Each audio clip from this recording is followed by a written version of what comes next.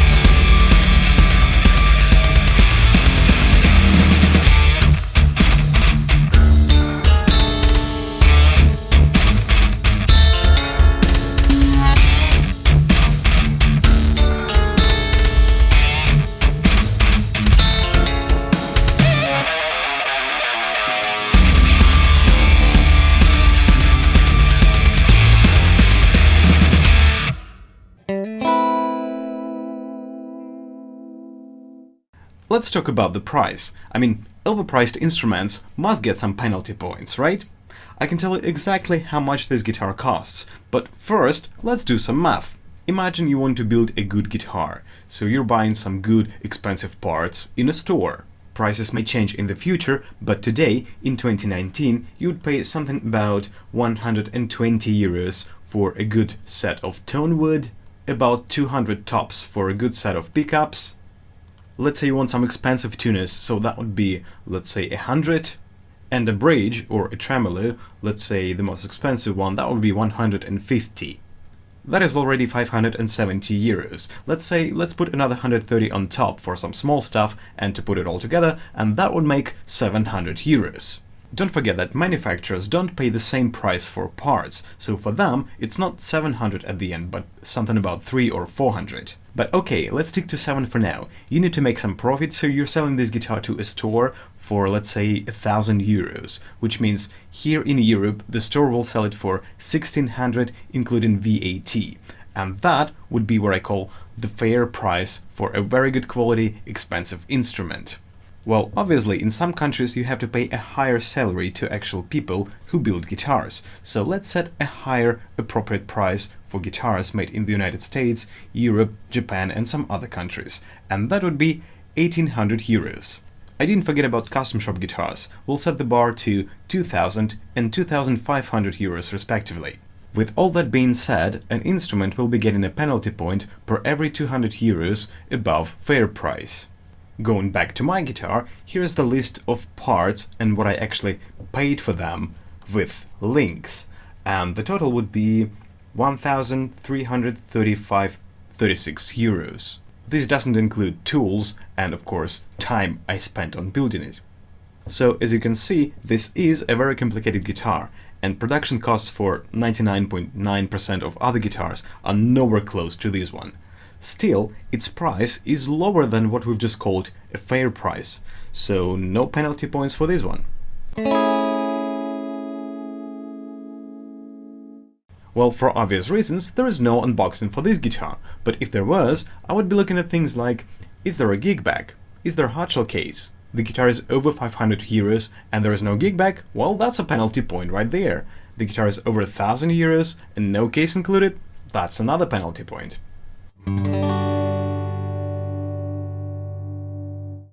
Okay, let's go through the specs real quick. This is a 2-piece mahogany body, set neck construction, mahogany neck with 2 thin pieces of maple in between, ebony fretboard. The scale is 24 3/4. The fretboard radius was supposed to be 16 inches, but ended up being something like 12. Which means here is a penalty point. And here's the neck profile at the 1st and the 12th frets. The neck is very thick and there are a couple of good reasons for that. I would call it a U-shape. And here's how it compares to Ibanez Wizard neck or a standard Fender C profile. The bridge pickup is Bill Lawrence USA L500XL, and in the neck position there is a Seymour Duncan P-Rails SHPR 1N. Ratio tuners from Graphtec LB63 Floydrose style tremolo with piezo pickups and Acousti-Phonic preamp. And this is a very good solution for the output jack, probably the best one, Switchcraft connector, which means absolutely any plug will fit in here without any problems. Additional fancy features include Schaller Sureclaw, EVH detuner, lumen side dots, a built-in tuner, RGB LEDs behind the fret markers and inside of pickup cavities, a built-in guitar wireless system, a kill switch with adjustable polarity, an EBO holder, onboard boost with adjustable gain, and crazy lasers everywhere.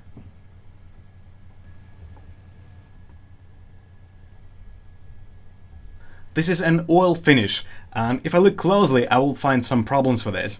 Here's the first one, so that's 1 penalty point.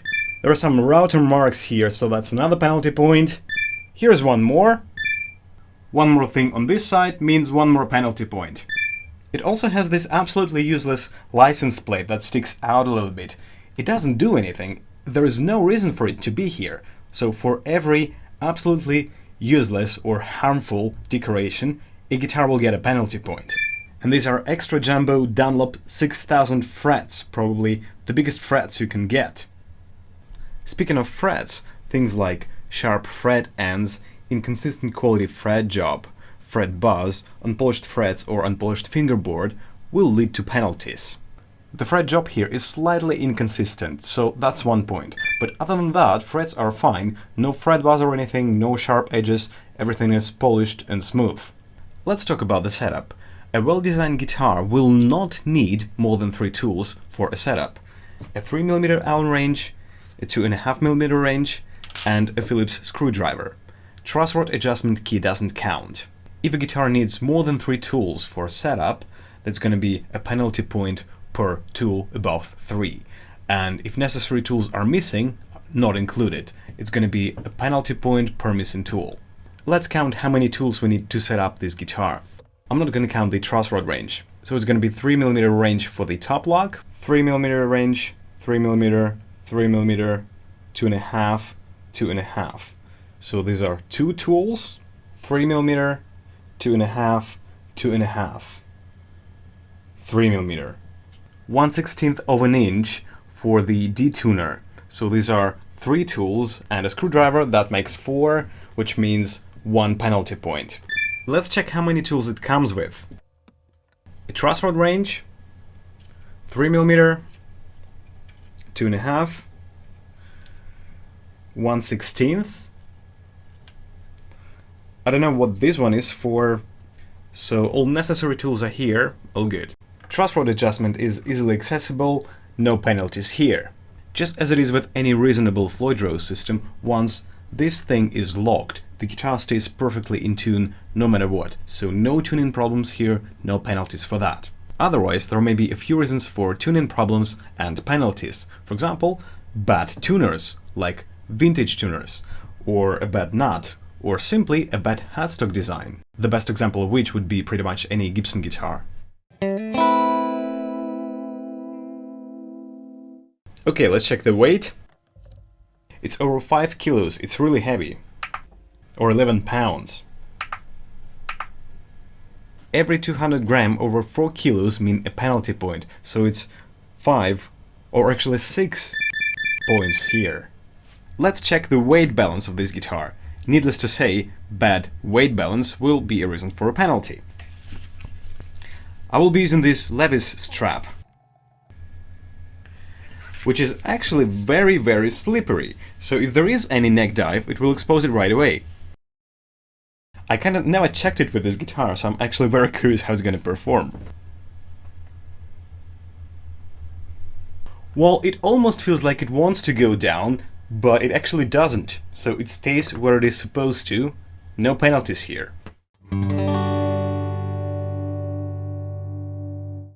It is 2019, so absolutely any guitar above 400 euros must have proper shielding. So let's open this one and take a look at what's going on inside. These are batteries for the wireless system, batteries for sound and light, wireless system,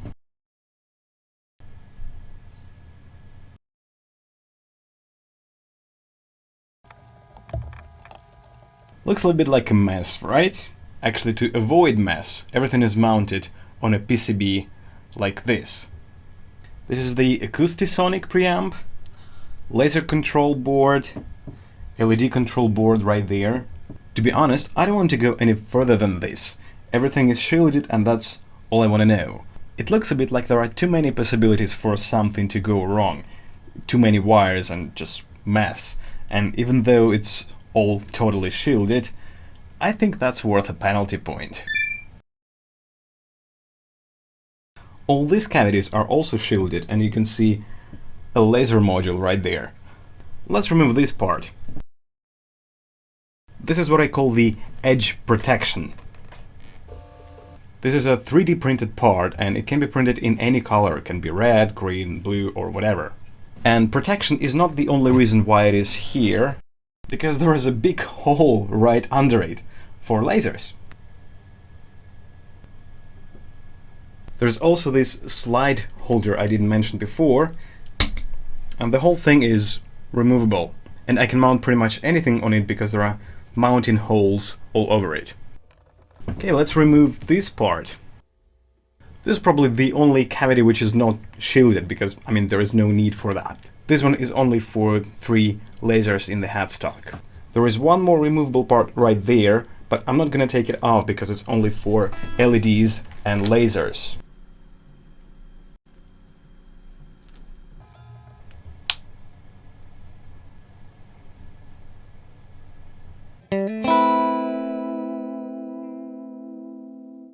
Thanks to these micro switches, the guitar has a ridiculous amount of possible pickup combinations. If I remember it right, something like 72 different tones, and obviously we're not going to be listening to all of those, but let's check the most essential ones. For the clean sound, I will be using this Urasov Black Space amp, which is a single clean channel amplifier.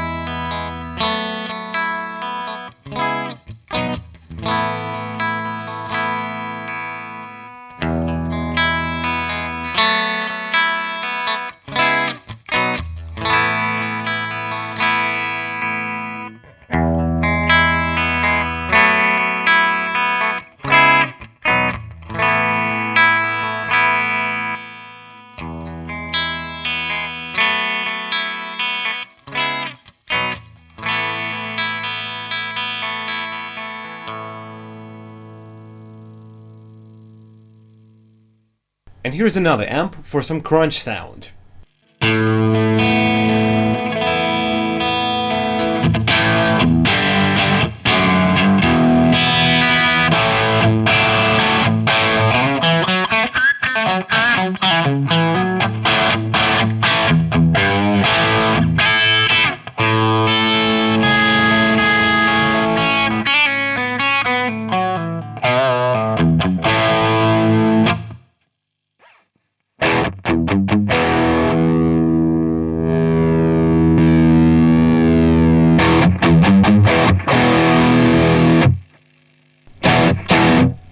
Notice that when I turn down the tone or volume,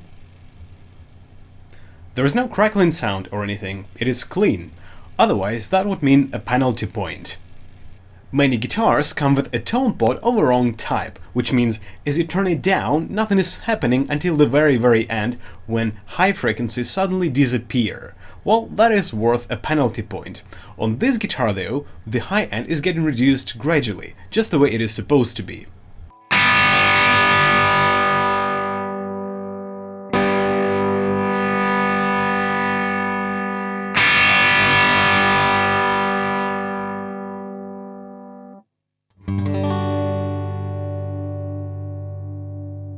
Speaking of noise, it can be mechanical or electrical, and most of it can be avoided.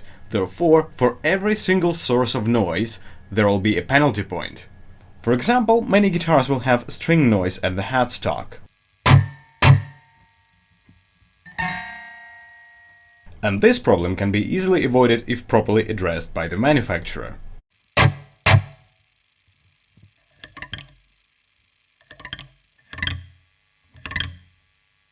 Another very common source of noise is tremolo springs.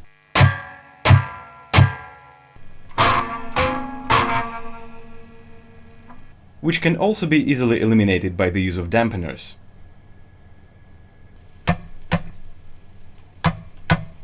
A very good example of electrical noise would be a very loud hum, unusual for humbuckers, as it is with this guitar, for example.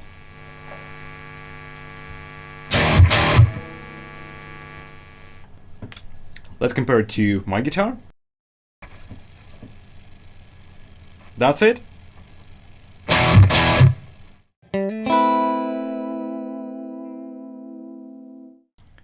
Okay, we've almost reached the end, so please leave a paddle of creation in the comments if you're still watching. Here's once again the list of specs. There are a couple of things I didn't mention before: 25 frets, which is unusual, and a 32mm sustain block, which is not standard for this tremolo. And yes, we didn't check the piezo sound, but we'll probably do that in some other video. This guitar has many extras. Until now I didn't mention the treble bleed and strap lock buttons, and there are a few things we didn't check, like the tremolo lock, the tuner, the kill switch and the booster. The full coil control system may be a good topic for another video. And finally, here is the list of penalties. My guitar has got 15 points, which is a lot. In other words, it is a disaster. I expect the average score for a random guitar to be somewhere about 7 or 8 points. But if you actually look at where those points come from, finish and overweight, which is 10 points in total, without those, it would only be 5 penalty points, which is very good.